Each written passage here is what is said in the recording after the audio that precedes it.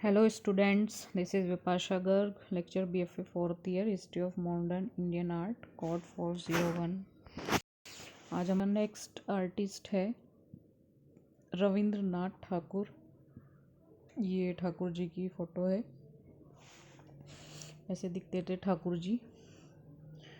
इसमें आपके टॉपिक हैं, फर्स्ट है जन्म परिचय एवं शिक्षा, सेकंड रचना धर्मिता, थर्ड कला कार्य, फोर्थ संगीत, फिफ्थ दर्शन, सिक्स्थ सम्मान, सेवेंथ रविंद्र साहित्य। ठीक है, ये टॉपिक हैं इसमें जो आपके इसमें आएंगे। रविंद्रनाथ ठाकुर का जन्म देवेंद्र नाथ टैगोर और शारदा देवी के संतान के रूप में 7 मई 1861 को कोलकाता के जोड़ा साको ठाकुरबाड़ी में हुआ। जो रविन्द्रनाथ थे, इनके फादर का नाम था रविन्द्रनाथ टैगोर और शारदा देवी। ठीक है, 7 मई 1861 को इनकी DOB है ये, और कोलकाता के जाडोसा की ठाकुरबाड़ी में हुआ था। इनकी आरंभिक शिक्षा प्रतिष्ठित सेंट जेवियर स्कूल में हुई। उन्होंने बैरिस्टर बनने की इच्छा में 1878 में इंग्लैंड के ब्रिजटॉन में पब्लिक स्कूल में नाम लिखाया। ठीक है, तो इनकी जो आरंभिक शिक्षा थी वो सेंट जेवियर स्कूल में हुई।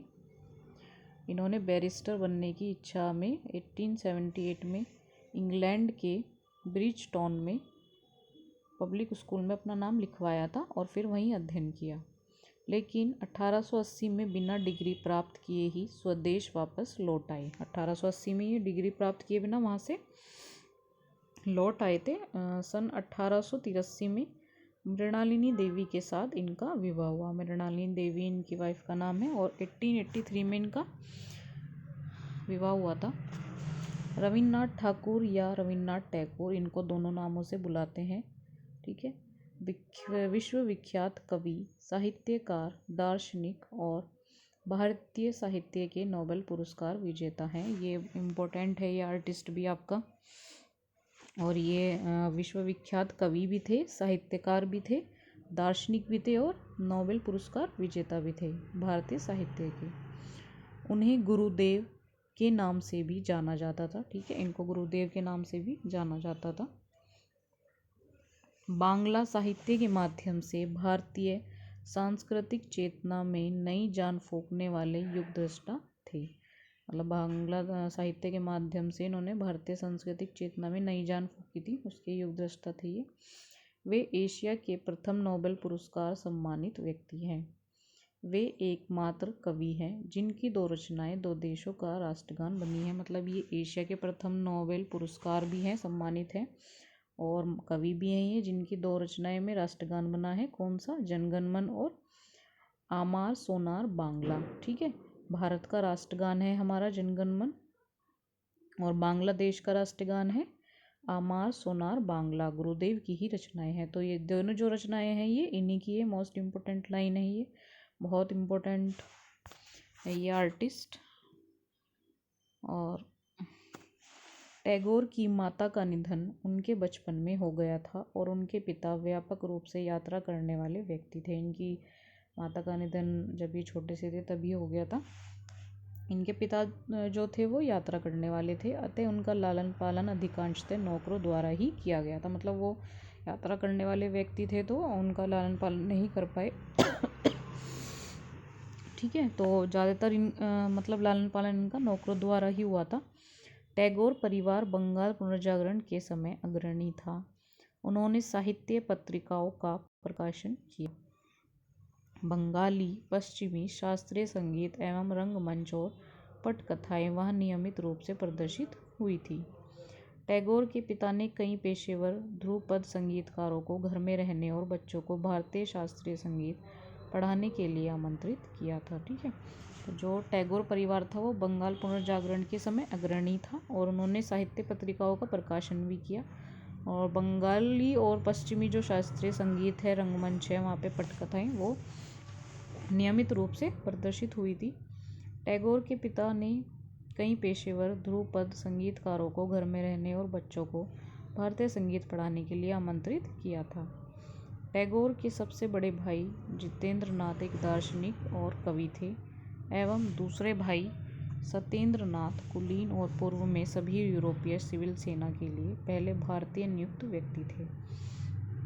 एक भाई जो थे इनके ज्योतिरिंद्र नाथ संगीतकार और नाटककार थे एवं इनकी बहन स्वर्ण कुमारी उपन्यासकार थे। ठीक है, तो एक भाई इनके जो ज्योतिनाथ थे वो संगीतकार और नाटककार थे और एक बहन इनकी स्वर्ण कुमारी जो थी वो उपन्यासकार थी। ज्योतिरिंद्र नाथ की पत्नी जो थी कामंदरी देवी संभवतः टैगोर से छोटी बड़ी थी। वह उनकी प्रिय मित्र और शक्तिशाली प्रभाव वाली स्त्री थी जिन्होंने 1894 में अचानक आत्महत्या कर ली। इस कारण टैगोर और इनका शेष परिवार कुछ समय तक काफ़ी समस्याओं से घिरा रहा था। इसके बाद टैगोर ने बड़े पैमाने पर विद्यालयी कक्षा की पढ़ाई से परहेज किया और पास के बोलपुर और पनिहती में घूमने को प्राथमिकता दी। ठीक है, तो जो ज्योतिनाथ की पत्नी थी कादम्बरी देवी वो टैगोर से बड़ी बहन थी, है ना, टैगोर से बड़ी थी और उनके प्रिय मित्र और जो शक्तिशाली प्रभाव वाली वो स्त्री भी थी जिन्होंने मतलब इन्होंने अचानक आत्महत्या कर ली थी 84 में। ठीक है, इस कारण जो था मतलब टैगोर परिवार था वो काफ़ी टेंशन में रहा और वो समस्याओं से घिरे रहे। तो इसी बीच इन्होंने टैगोर ने मतलब पढ़ाई से परहेज किया, है ना, और मतलब इन्होंने घूमने को ज़्यादा प्राथमिकता दी। पास के बोलपुर और पनिगति में ये घूमने गए, वहाँ फिर इन्होंने परिवार के साथ कई जगहों का दौरा भी किया। उनके भाई हेमेंद्र नाथ ने उसे पढ़ाया और शारीरिक रूप से उसे वातानुकूलित किया। ठीक है, तो इनके भाई ने फिर इन्हें पढ़ाया था और शारीरिक रूप से वातानुकूलित किया। गंगा को तैरते हुए या पहाड़ियों के माध्यम से जिम्नास्टिक द्वारा और जोड़ों और कुश्ती अभ्यास करना उनके भाई ने सिखाया था। मतलब बाद में इन्होंने शारीरिक रूप से गंगा को तैरते हुए और पहाड़ियों के माध्यम से इन्होंने जिम्नास्टिक किया, जूडो किया, कुश्ती किया, उसका अभ्यास किया, वो सब इनके भाई ने ही इनको सिखाया था।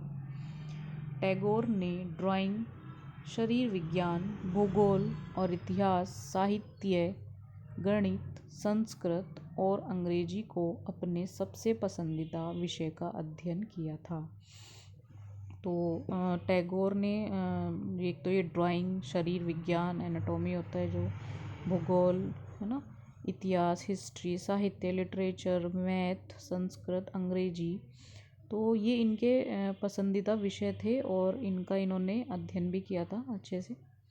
हालांकि टैगोर ने औपचारिक शिक्षा से नाराज़गी व्यक्त की, मतलब इनको औपचारिक शिक्षा पसंद नहीं थी तो उनसे इसमें नाराज़गी व्यक्त की इन्होंने।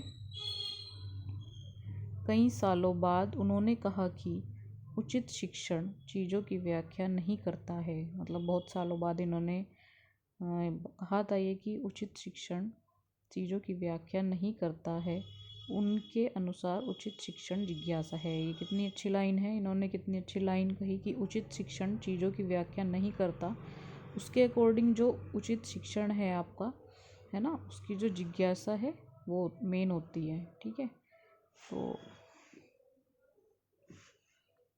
ये आपका इसमें पहला ही अभी जन्म, परिचय और शिक्षा के बारे में ही डिस्कस हुआ है और आगे की ये भी 6 टॉपिक हैं, ये नेक्स्ट वीडियो में डिस्कस करेंगे हम। बहुत अच्छा आर्टिस्ट है, आपको ये समझ में भी आ जाएगा इसी पीपीटी में बहुत इजीली, इतना ज़्यादा टफ लैंग्वेज भी नहीं है। ठीक है, इसको अच्छे से पढ़ना।